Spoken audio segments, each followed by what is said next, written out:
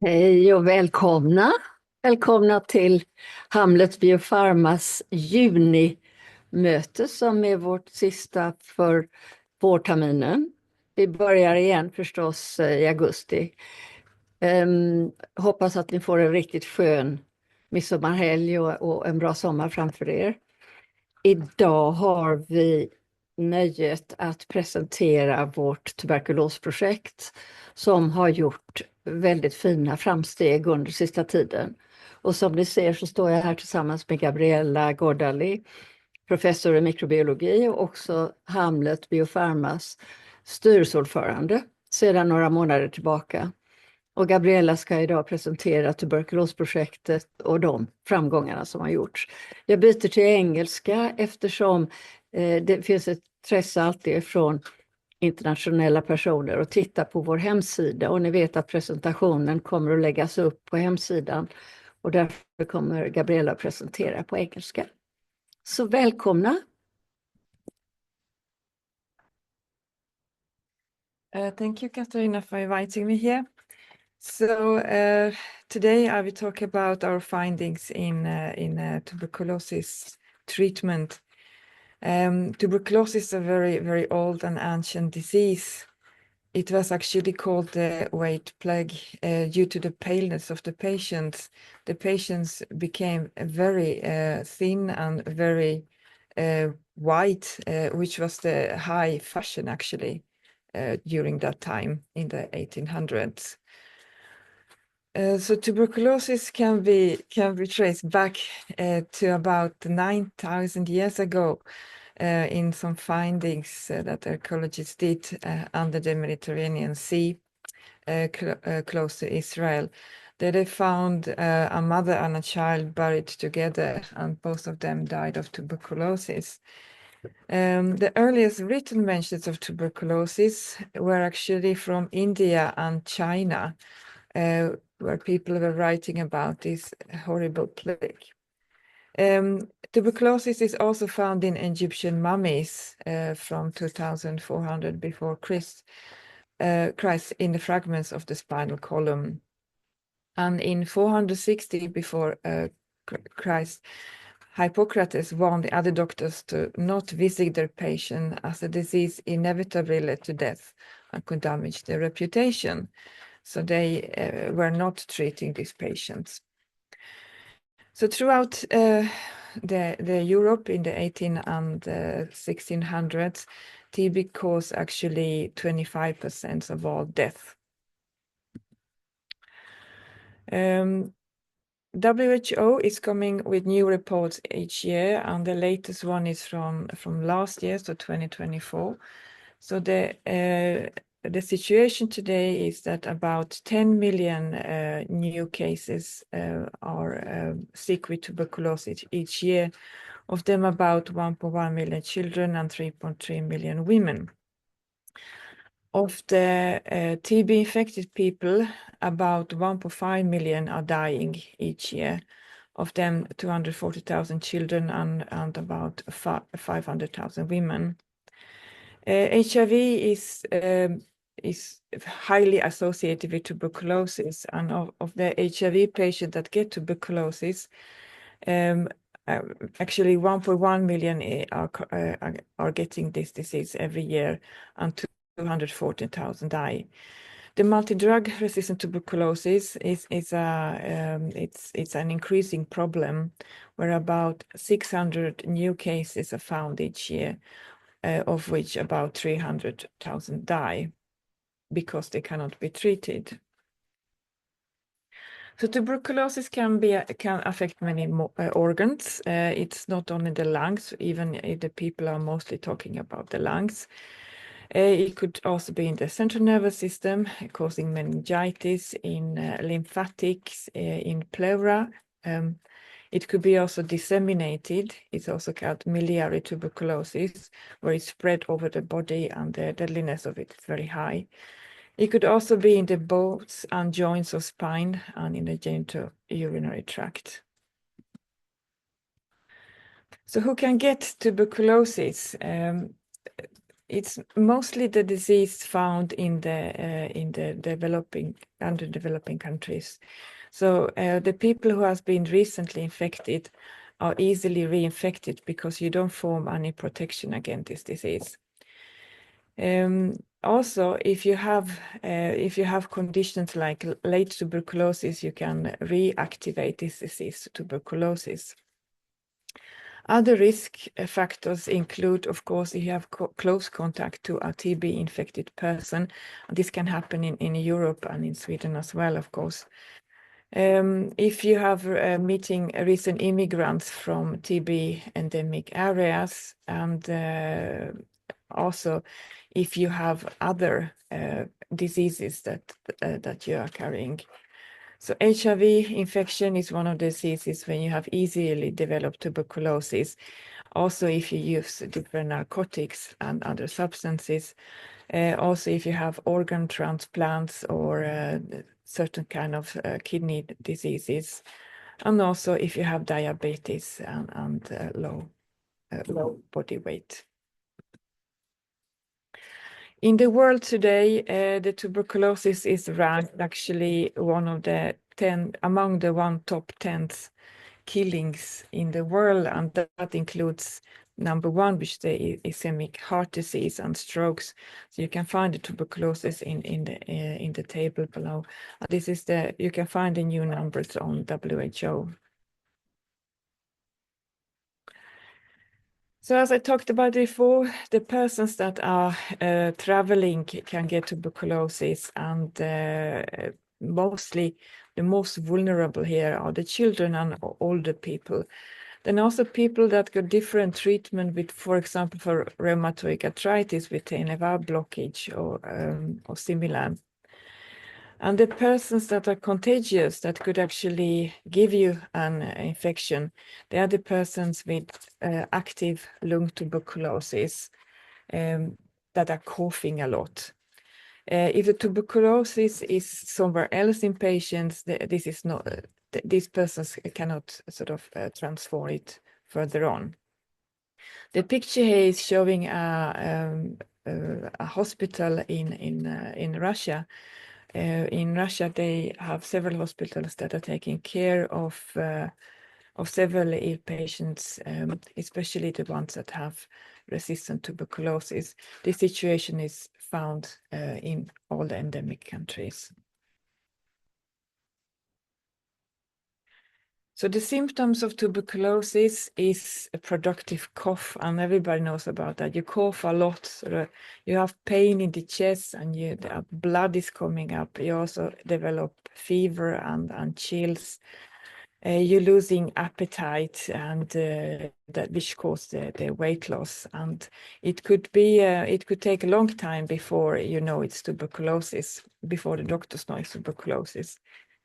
The extra pulmonary tuberculosis depends on the organs, and usually they call it a great imitator because it can, sometimes doctors don't know what you actually have. It can take a very long time before they decide that it's a tuberculosis case.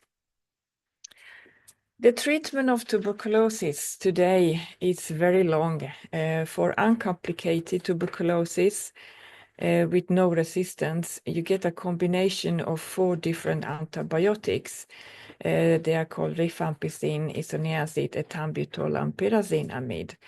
Those 4 are first taking the initial 2 months, and then the rest of the cure for 4 months is treated with rifampicin and isoniazid.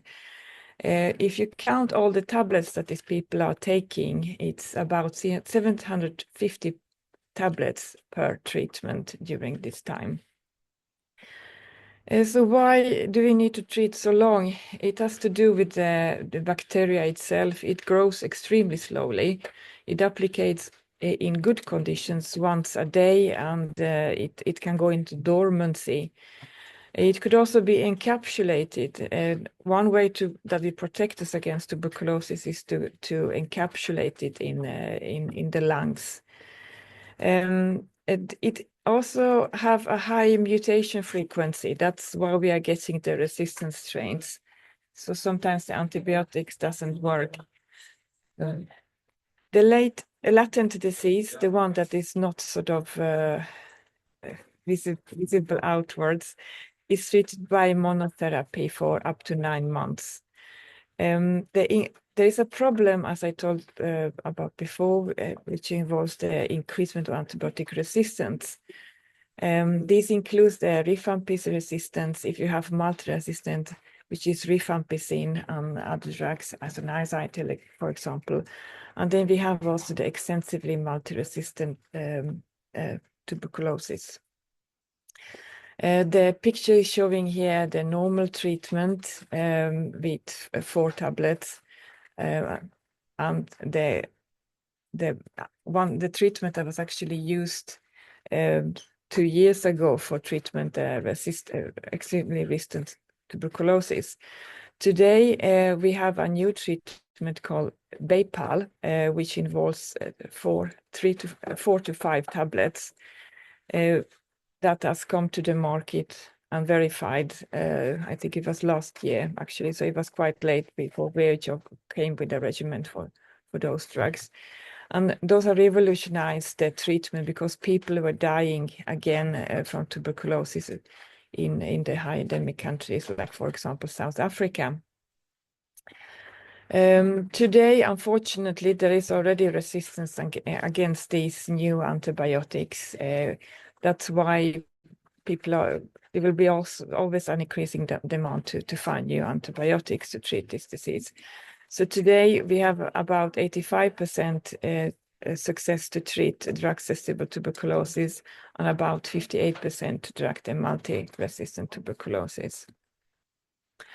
The antibiotics used today have different mechanisms to kill the bacteria. So rifampicin, it inhibits the reading of the RNA in bacteria. Isoniazid inhibits the synthesis of the coverage of the membrane of the bacteria. And actually the pyrazinamide, the mechanisms are not really known yet. Isoniazid and pyrazimide are actually working as pre-drugs because they have to come to the mycobacteria in order where they are going into the synthesis, and which will be the true drug. So they are really interesting drugs to use today. So if you look at the pipeline worldwide, what is sort of which different new drugs are coming. Is it suddenly something red that is here? I don't know what is on the screen. Which new drugs are made? Of course, there are several new drugs and reused drugs that are entering the different stages of our clinical pipeline. This picture shows the biologics pipeline where the peptides that we are working in are in. You can see a lot of them, only 3 of them are actually in the preclinical stages, nothing in phase 2. In phase 3, it's a combinational treatment, and in phase 3, the Immunocell actually haven't moved forward, but I know at least from 2017.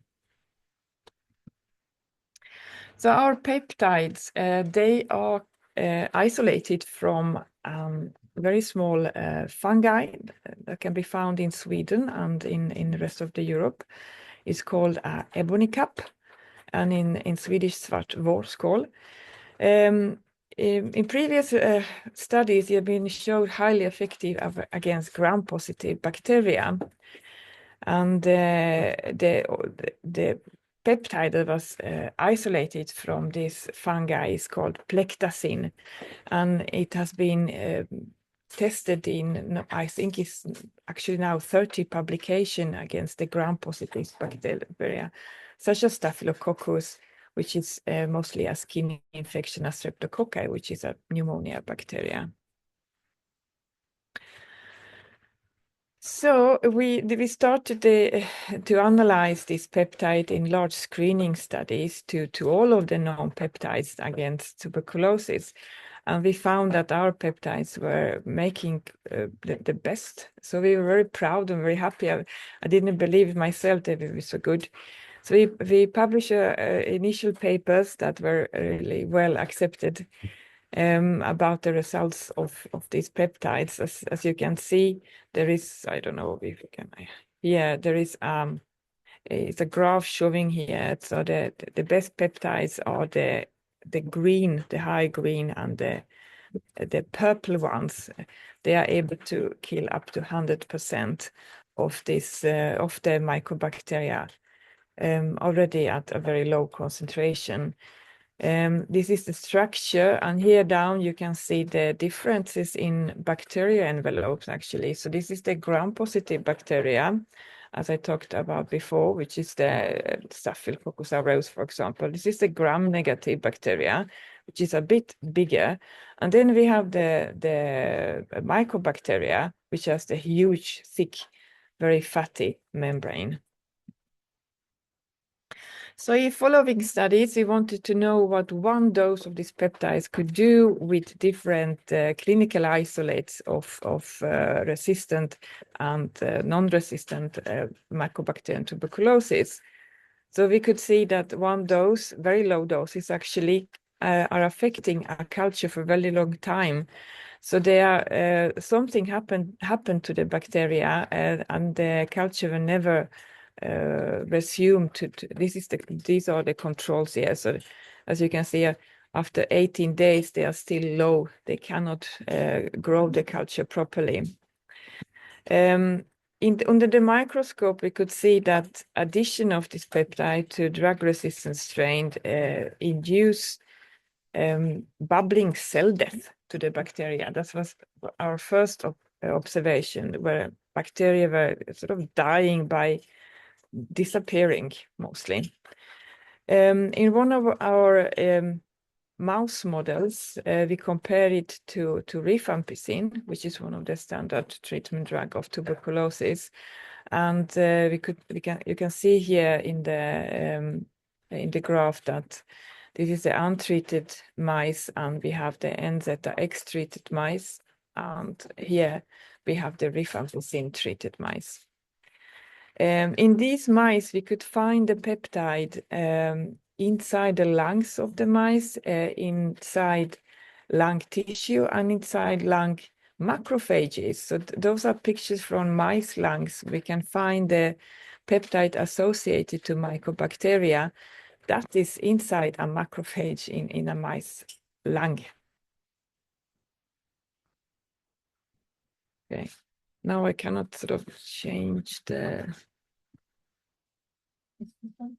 Yeah, it's like... Oh, hold on, I can maybe do it like this. I solved it. So to summarize, since then we had a lot of studies on this peptide, and we have also have a recent publication that will come in July, which is about one of the peptides called NZ2114. So those two peptides have been analyzed in a lot of studies, both in the laboratory, in vitro, and in the animal in vivo studies. So as we could see, the different studies in animals models illustrated that these peptides are equal good in eliminating tuberculosis in mice compared to rifampicin. And when we looked at the mechanism, it seems to be behaving like isoniazid a bit, because it's taking away it's affecting the mycolic acid synthesis and protein folding in mycobacteria, which means that it's targeting the population of the bacteria over a long period. So the bacteria are slowly dying. I can never sort of go on. So one dose lasted around 18 days, actually. Both peptides showed a broad activity against all different clinical tuberculosis isolate, both not resistant and multi-drug resistant. But it also showed really good killing of non-tuberculosis mycobacteria, and of course of several gram-positive bacteria. So one of these peptides, the one called NZX, is now approaching its first clinical evaluation after it's been analyzed by Scantox, which is analyzing the tolerance and the pharmacokinetics of this peptide. So with this, actually, I'm done. Great. Thank you. Do we stop sharing? Yes. Great. Fantastic.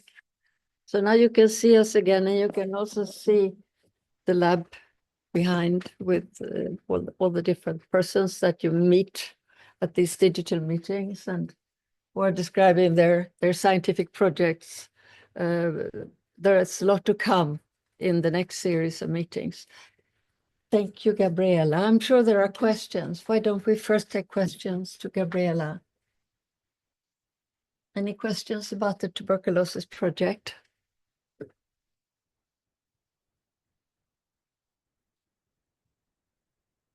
Okay, thank you. Thank you. I haven't heard you present this in its entirety. I thought it was really fascinating. Thank you. Thank you. And the effects are very exciting. Yes, yes. So as we are, I think it illustrates the richness of the pipeline in the Hamlet Biopharma company and the many molecules and projects that we have to be able to develop. It's our plan, of course, to develop several of these molecules further, in addition to the ones that you already know. So we are very proud of that. Excuse me, one question to Gabriela, if Yes. possible.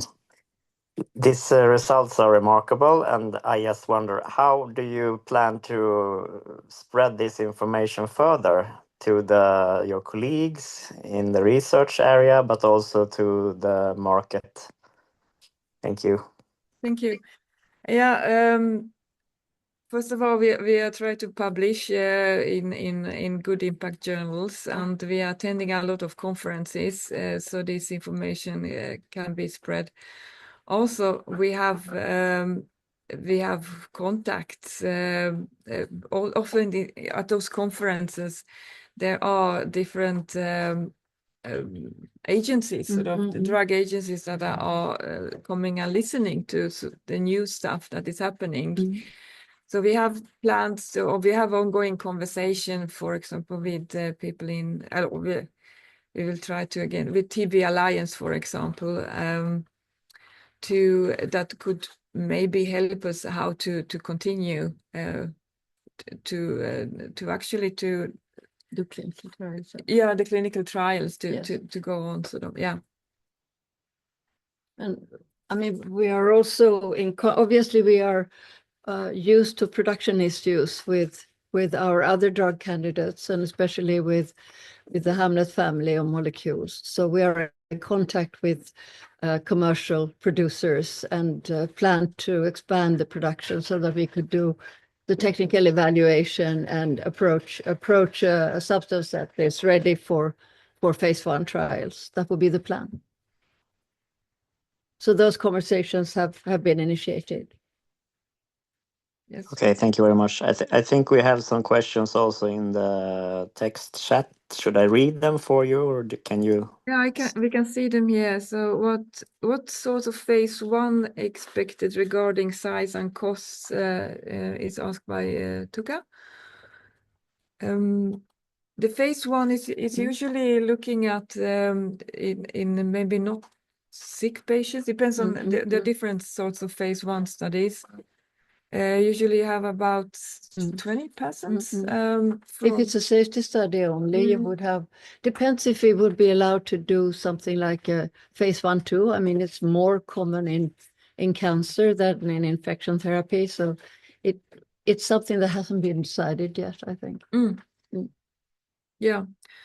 So the size and the costs for a clinical start study. Yes. I think you know that we can't respond to this, but we will be happy to press release the responses as soon as we can, when we have more information about the phase 1. We need a bit of production development and also a small formal tox. There's been no toxicity as far as I know in any of the animal studies, so it's looking very good, but we need to go through the formal steps. Anders writes, could you please comment on potential timelines for the TB projects given the remarkable results? We are looking at each other here. The timelines, I think maybe Anders talks about to reach the clinic.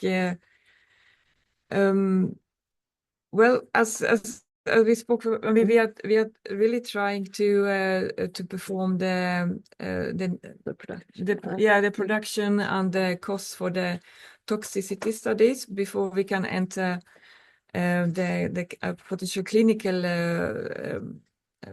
clinical trial, and the first one could be happening here in Lund, Malmö, at the hospital here. So it's depends on everything goes smoothly. Yes. Within a year or so, maybe. Yeah.